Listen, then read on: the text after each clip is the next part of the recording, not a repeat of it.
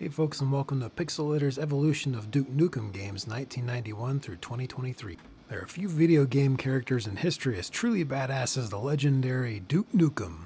Hail to the king, baby. Kicking slimy mutant ass, chewing bubblegum, and smoking cigars is what he does best, and no one does it better. Duke has been blasting away invading extraterrestrial hordes for over 30 years now with his signature Desert Eagle pistol, along with an arsenal of other assorted high explosive firepower. Although the series has had many different spin-off games over the years, we are going to focus on the 5 best example titles that have made the biggest leaps forward in gaming technology that best drove the series onward. Beginning with the game that started it all is Duke Nukem from 1991. Although few folks seem to know this fact, including myself until I looked into it, this series actually started as a 2D side-scroller shooter game with very basic graphics and effects.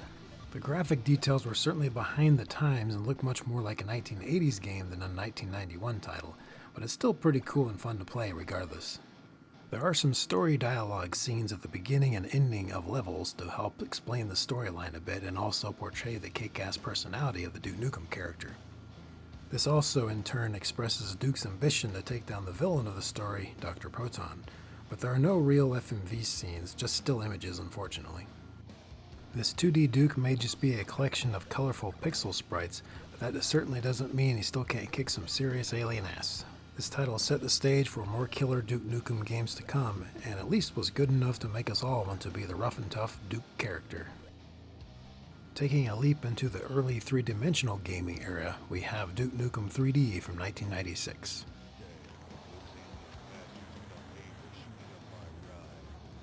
This is the more well-known title that turned the series into a much more dynamic and detailed first-person shooter format and into a 3D world as well.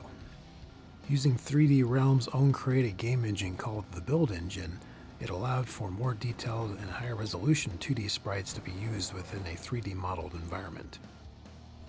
These 3D maps are also quite interactive as your character can trigger all sorts of cool animations and also open up hidden areas. You also encounter plenty of comical situations and animations throughout the game that will give you a good laugh or two.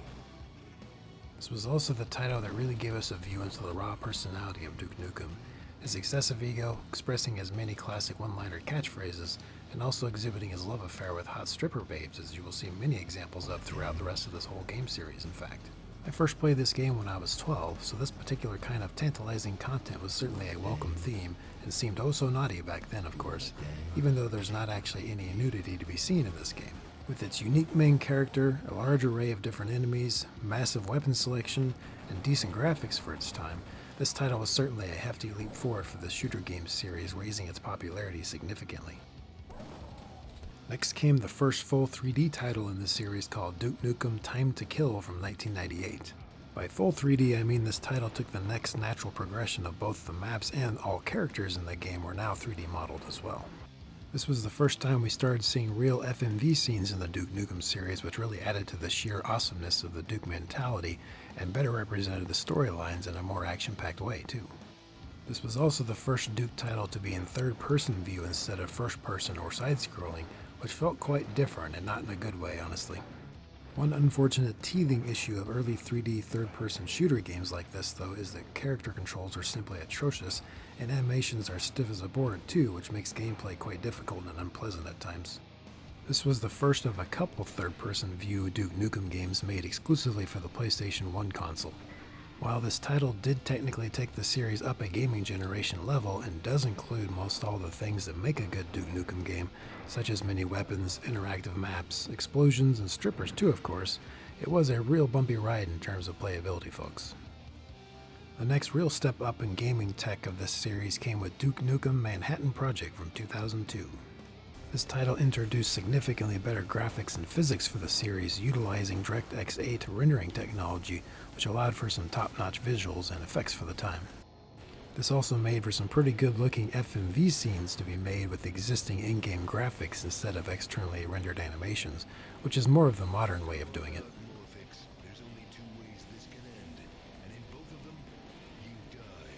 This title brought back the classic side-scrolling point of view from the 1991 game, but of course implemented in a much more dynamic and appealing way, with more capabilities using 3D modeled environments and characters.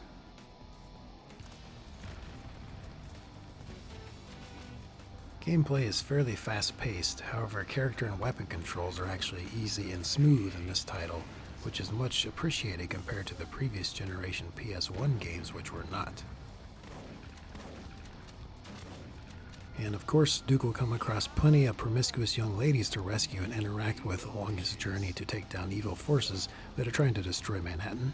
With the large assortment of heavy-duty weapons, great physics, and smooth overall gameplay, this is still a fun game to play today if you like side-scrolling shooters encased in Duke Nukem fashion.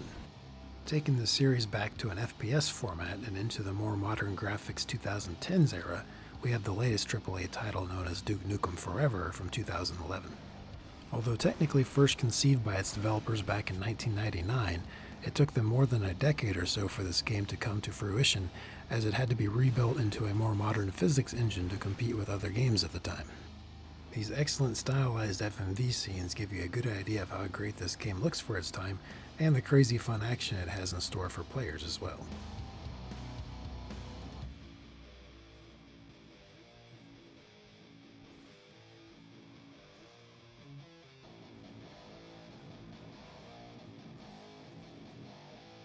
Duke Nukem fans were drooling in anticipation to see this game's release ever since we first heard it was in the works back in '99, and I'm very pleased to be able to say that this game certainly didn't disappoint and was definitely worth the seemingly forever wait of Duke Nukem Forever. Duke gets shaken out of a luxurious retirement as the aliens have returned to steal all the hot babes on Earth, so he is called back into action to take the alien scum down once again.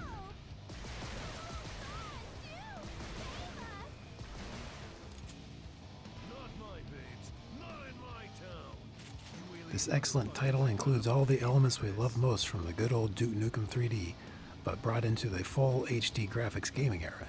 The badassness, the massive ego, the inappropriate humor, the powerful weapons, the highly interactive environments, and of course the extra sexy females are all back and better than ever. What about the game, Duke? Was it any good? Yeah, but after 12 fucking years, it should be. It is uncertain at this time if the Duke Nukem series will be continued here into the 2020s decade or not, but there have been some rumors floating around the web that the current owners of the franchise, Gearbox Software, do have a new title in the works, but nothing is confirmed as of yet.